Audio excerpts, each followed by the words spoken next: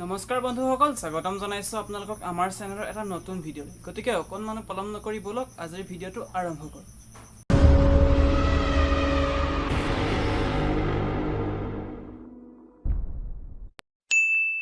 এহাল ককাইক ভায়েকৰ মাজত কাজিয়া লাগিল।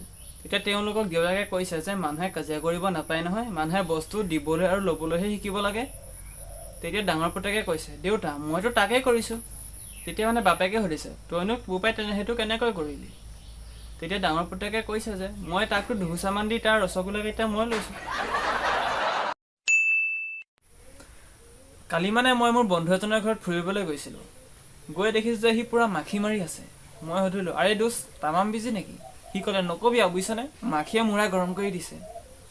মই তাক সুধিলোঁ, পিছে এতিয়ালৈকে কেইটা মাখি মাৰিলি? তেতিয়া সি ক'লে, মতা 7টা আৰু মাইকী 10জনী। তেতিয়া মই তাক সুধিলোঁ, তই মতা মাইকী কেনেকৈ চিনি পালি? তেতিয়া সি কৈছে যে মতা কেইটাই বোলে বটলত পৰি আছিল আৰু মাইকী কেইজনী আইনাত পৰি আছিলে। পত্নীয়ে পতিক কৈছে, মই কিবা জগৰ লগালে তুমি মোক নকৈ মোৰ মাৰ ঘৰৰ মানুহক কিয় গালি পাৰা? তেতিয়া তেওঁক স্বামীয়ে কৈছে যে ঘৰৰ টিভি ফ্ৰিজ আদি বেয়া হ'লে মানুহে বস্তুটোক গালি পাৰে নেকি? কোম্পানীটোকহে গালি পাৰে। সেইবাবে তোমাৰ মা দেউতাক গালি পাৰোঁ।